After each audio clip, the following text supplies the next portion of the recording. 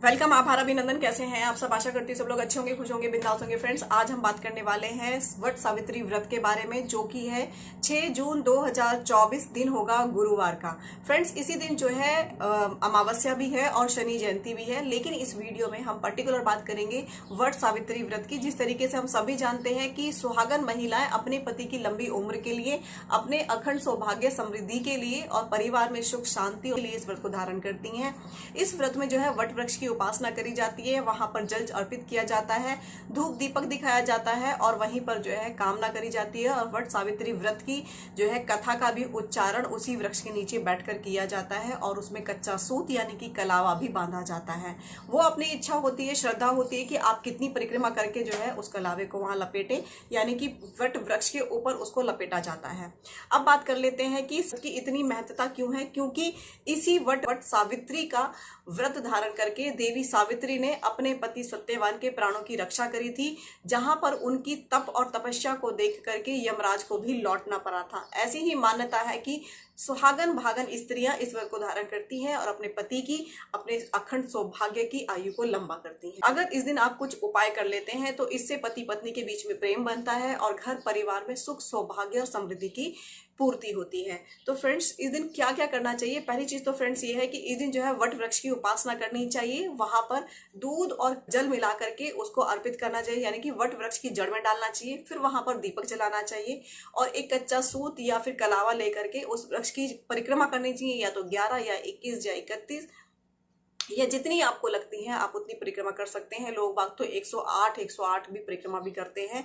तो जितनी आपकी सामर्थ्य है या जितनी आपके घर में करी जाती है उतनी आप परिक्रमा करें और उस कच्चे सूत को बांधें और अपने घर परिवार में सुख सौभाग्य समृद्धि की कामना करके, अपने पति प्रेम की कामना करके जो है आप उस पूजा को संपन्न कर सकती हैं। लोग इस व्रत को धारण नहीं कर सकते हैं या उनको लगता है कि वो असमर्थ है इस व्रत को धारण करने में, तो केवल जो है वो देवी सावित्री या सत्यवान की कथा सुन करके भी अपने इस व्रत का जो है फल प्राप्त कर सकते हैं।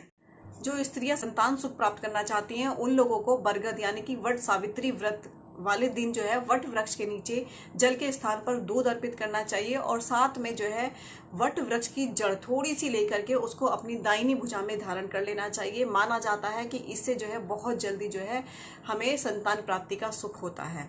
माना जाता है कि अगर आप बरगद की जटाओं में, यानी कि जो वट वृक्ष की जो लटाएं लटकी रहती हैं उनमें अपने मन की बात बोलकर उसमें एक गांठ लगा दी जाए तो ये बहुत मनोकामना बहुत जल्दी पूरी होती है। और जब आपकी ये मनोकामना पूरी हो जाए तो जा करके रैंडमली कोई भी जटा में जिसमें भी गांठ लगी हो उसको आपको खोल देना है।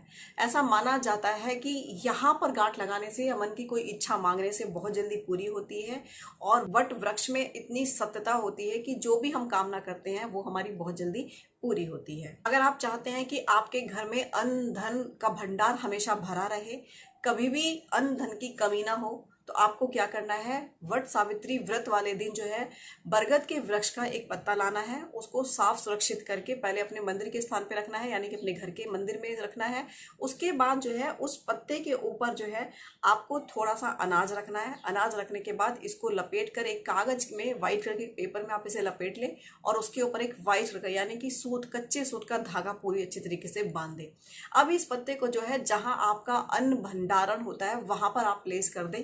आप देखेंगे कि इसके होने से आपके अन्न भंडारण में कभी भी कमी नहीं होगी, यानी कि आपके वहां पे बरकत बरकत बढ़ती चली जाएगी। कभी भी अन्न की और धन की कभी भी कमी नहीं होगी। अगर आपके बिजनेस में, नौकरी में या व्यापार में किसी भी तरीके की समस्या चल रही है तो वट वृक्ष का पत्ता लेकर आए और उसको जो है साफ सुथरा धो करके उसके ऊपर हल्दी से, होली से, कुमकुम से, इन तीनों चीजों से मिला करके आपको बनाना है एक स्वास्तिक। अब उसके बाद इस स्वास्तिक को बना करके इस पत्ते को अपने घर के मंदिर में रख दें। ऐसा करने से जो है आपके बिजनेस में आ रही समस्या, व्यापार में आ रही समस्या सारी की सारी दूर होती है। जब आपकी ये समस्या सुलझ जाए, यानी कि जो समस्या आ रही थी व्यापार में, बिजनेस में, जॉब में, जब ये समस्या से शॉर्ट आउट हो जाए तो अब आप इस पत्ते को लें और इसको जो है जल प्रवाह कर दें।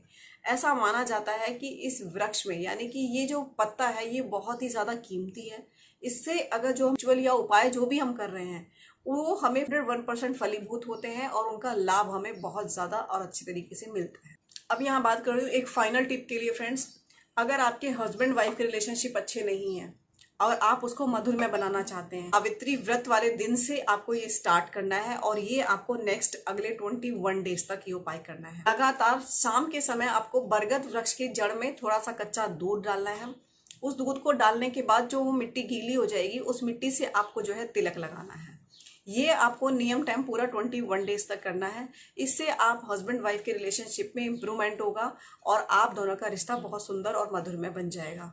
तो फ्रेंड्स, ये थे कुछ वट सावित्री व्रत के कुछ महा उपाय, जिनमें से आप कुछ भी करेंगे तो आपकी जिंदगी में वाकई में बदलाव आएगा।